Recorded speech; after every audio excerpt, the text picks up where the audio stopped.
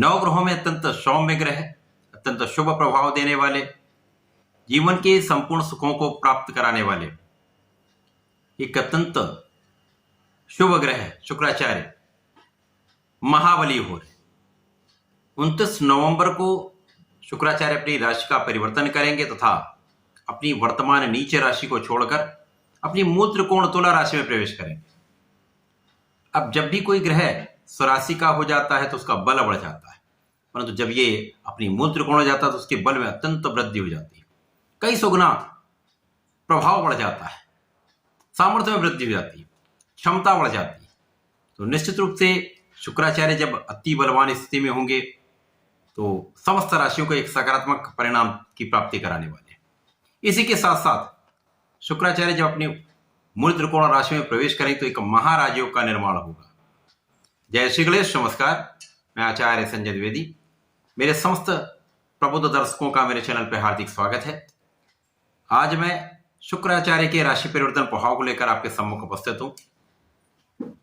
शुक्राचार्य जो इस जगत में संपूर्ण सुखों को प्रदान करते हैं, ऐश्वर्य, वैभव, भूमि, भवन, वाहन, बड़े जेम्स ज्वेलरी, बड़े शोरूम, बड़ा व्यापार, बड़ा पद, इसी प्रकार से कला जगत में विशेष नाम,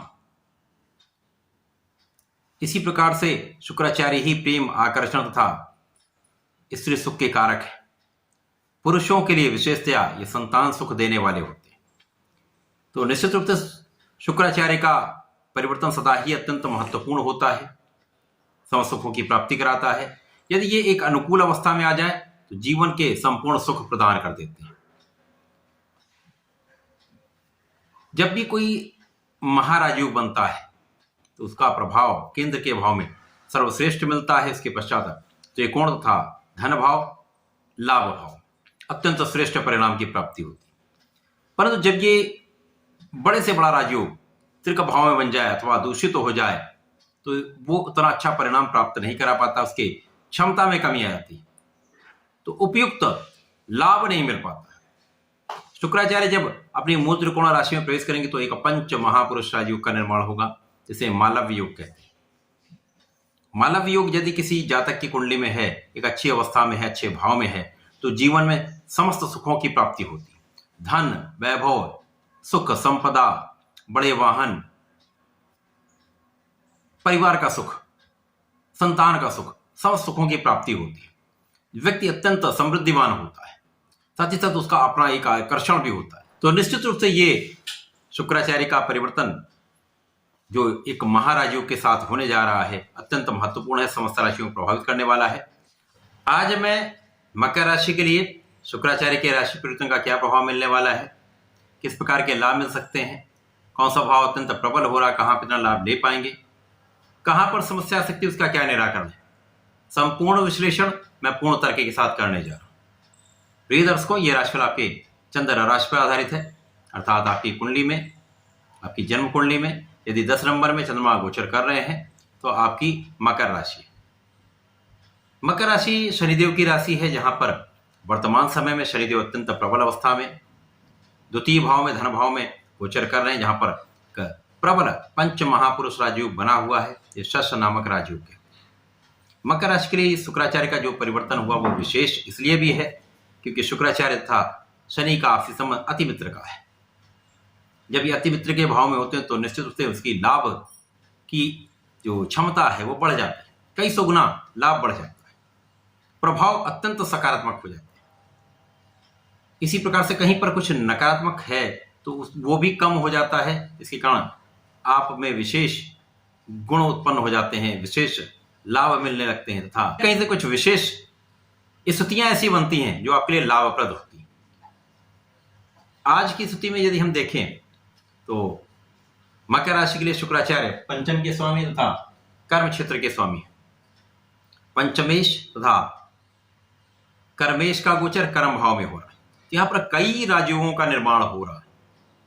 मकर राशि के लिए एक विशेष परिवर्तन है, विशेष लाभ देने वाला है, क्योंकि यहाँ पर शुक्राचार्य था शनिदेव का आपसी संबंध मित्रवत है तथा नवम पंचम का संबंध बनना विशेष है। इसके साथ ही साथ केंद्र त्रिकोण राजयोग का लाभ मिलेगा। शुक्राचार्य जब दशम भाव में होंगे, कार्यक्षेत्र के भाव में केंद्र में होंगे, तो केंद्र में किसी भी ग्रह का बल कई सौ गुना बढ़ जाता है। शुक्राचार्य स्वयं की राशि में होंगे, यहाँ पर मालव्य नामम पंच महापुरुष राजयोग का निर्माण हो जाए, जो ऐसा राजयोग है जो जीवन के समस्त सुखों की प्राप्ति कराता है। इसी प्रकार से जब यहाँ पर स्थितियों को देखते हैं तो गुरुदेव बृहस्पति तथा शुक्राचार्य का भी आपसी संबंध बनेगा, जो विशेष रूप से आपको लाभ देने वाला है। तो कई राजयोगों का निर्माण शुक्राचार्य के कारण यहाँ पर हो रहा है। इस विशेष स्थिति में आपका कार्यक्षेत्र विशेष लाभ देने वाला होगा। सबसे बड़ा लाभ आपके कार्यक्षेत्र में होने वाला है। धन की प्रबलता प्राप्त होगी, विशेष रूप से बड़ा धन लाभ आपको होने वाला है, जिसके कारण आपके सुख साधनों में वृद्धि का योग बनता है। इस विशेष समय में जब तक शुक्राचार्य का गोचर यहाँ पर है, ये मालव्य योग आपके भूमि भवन वाहन का योग बनाएगा, जहां पर गुरुदेव का प्रभाव इस योग को कई सौ गुना बढ़ाने वाला है। अर्थात इसका ये अर्थ है आपके बड़े वाहन का, बड़े भवन का, बड़ी भूमि का योग बनता है। आपके सुखों में वृद्धि होगी, आपके सुखों के उपार्जन की क्षमता बढ़ जाएगी, माता के सुखों में वृद्धि होगी, माता पिता का आशीर्वाद प्राप्त होगा। संपूर्ण रूप से यहाँ पर आप सुखों का उपार्जन करने वाले हैं, सुखों का उपभोग करने वाले हैं, आपकी क्षमता में वृद्धि होने वाली है। इसके साथ ही साथ आपका ज्ञान भी बढ़ेगा, संतान सुख भी प्राप्त होगा, संतान से सुखों की प्राप्ति होगी, प्रेम संबंध भी अच्छे रहने वाले हैं।